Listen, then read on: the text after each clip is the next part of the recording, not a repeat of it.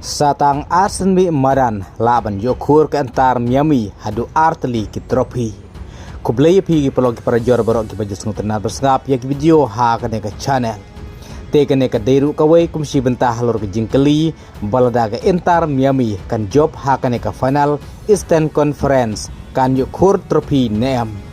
Te mentah to ne pe kambania ha kane ke video kam tam na kam tajung tu pelog ki bakeli ya kane ke jingkeli. Kum taru ka jubab kadai balada ke Inter Miami kan job ka final Eastern Conference bersya kan New York City hakan ke step kalai pro tarik kan yukur ya ke trofi. Henry Om ti kenapat lakan de ke trofi ke ba itu NM da ka FIFA kumba kala itu hak MLS Cup playoff. Namar ba ke Eastern Conference kadai ke final na kam tagi tim ke ba lekai ke Eastern Kabadeiru kumka semifinal ban yorung final haka MLS Cup playoff. Bar ladakan job yaka final Eastern Conference kan seyorung syaka final MLS Cup playoff. Ka final Eastern Conference kadai hapreng ke Inter Miami persya yaka New York City. Kadba ka final Western Conference kadai hapreng ka San Diego persya yaka Vancouver Whitecaps. Kiba job final hakini ki arteli conference kinye kun haka final MLS Cup playoff. Ya ki live hoteli ki tim haka MLS la pia haki arteli conference kata Eastern but Western Conference. Kabala pinja klat ya kini ki tim dakawa Mississippi.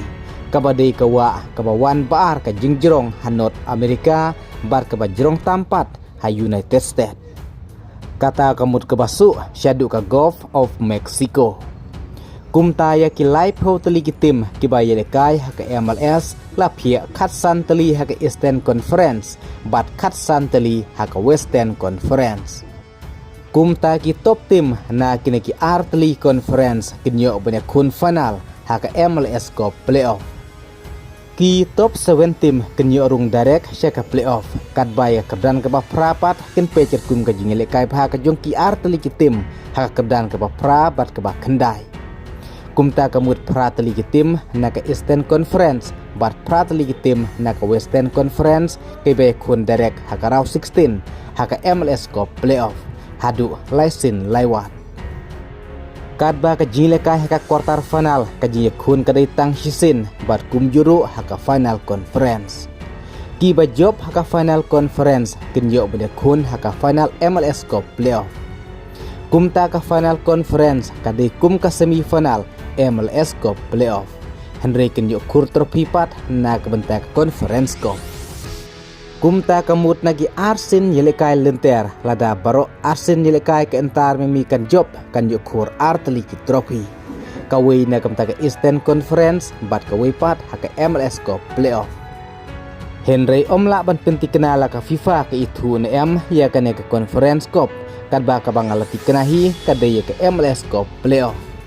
Bat kane kerang deiru kasin kebenkong haka history jenga klub Inter Miami bahkan poi hadu ka final ka Eastern Conference.